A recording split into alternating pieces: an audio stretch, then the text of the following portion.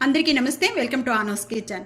ఈరోజు instant rice vada తయారు చేసే విధానం షేర్ చేస్తున్నాను. ఎప్పుడైనా కూడా ఎవరైనా గెస్టులు వచ్చినప్పుడు కానీ లేకపోతే మనకి వడ తినాలి అనిపించినప్పుడు పిల్లలకి లంచ్ బాక్స్లో అప్పుడప్పుడు మనకి ఏం పెట్టాలో అనేది తెలియదండి. అలాంటప్పుడు మిగిలిపోయిన రైస్తో ఈరోజు రైస్ వడ తయారు చేసే విధానం షేర్ చేయబోతున్నాను.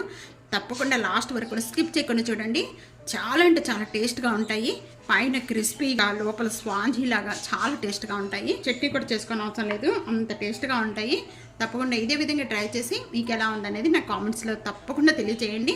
వీడియోలోకి వెళ్ళే ముందు సబ్స్క్రైబ్ చేసుకోండి.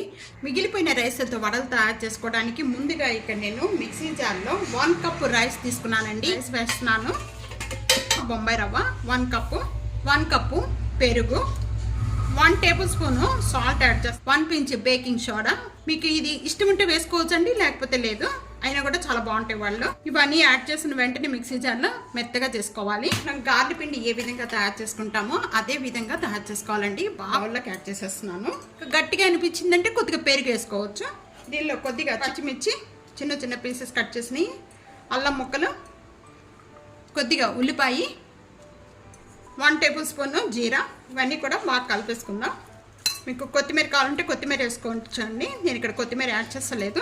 ఒక 15 మినిట్స్ వరకు కూడా దీన్ని సైడ్ పెట్టేసుకుందాం. 15 మినిట్స్ అయిపోయిన వెంటనే ఇప్పుడు వడలు వేసేసుకుందాం.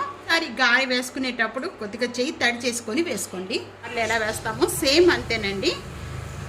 నేను ఇక్కడ చిన్న ప్యాన్ అని తీసుకున్నాను కాబట్టి నాకు 3 పట్టినాయి. కొద్దిగా మీరు పెద్దది తీసుకోండి, మొత్తం చక్కగా తొందరగా అయిపోతుంది. 2 సైడ్ మంచి కలర్ వచ్చే వరకు కూడా వేయించుకోవాలి. 1 సైడ్ వేగిపోయిన వెంటనే కూడా ఈ విధంగా టర్న్ తిప్పుకోవాలి. చాలా టేస్ట్గా ఉంటాయి, తప్పకుండా ట్రై చేయండి. ఈ కలర్ వచ్చే వరకు తీసుకుంటే మనకి పైన క్రిస్పీగా లోపల స్పాంజీ లాగా ఉంటాయి. ఈ కలర్ వస్తే చాలు. అన్నీ ఇదే విధంగా వేయించేసుకోవాలి. 1 కప్పు రైస్కి ఇన్ని వడలు వచ్చేసినాయి. ఇంత సౌండ్ వస్తుందో. ఇంకా రైస్ మిగిలిపోయినప్పుడు వేస్ట్ లేకుండా ఈ విధంగా వడలు తయారు చేసుకోండి. చాలా అంటే చాలా టేస్ట్గా ఉంటాయి. తప్పకుండా ట్రై చేయండి. ఉందనేది నా కామెంట్స్లో తెలియజేయండి. అయితే కనుక ఫ్యామిలీతో ఫ్రెండ్స్తో వీడియోని షేర్ చేసి వీడియోని లైక్ చేస్తూ ఉండండి. Thank you for watching.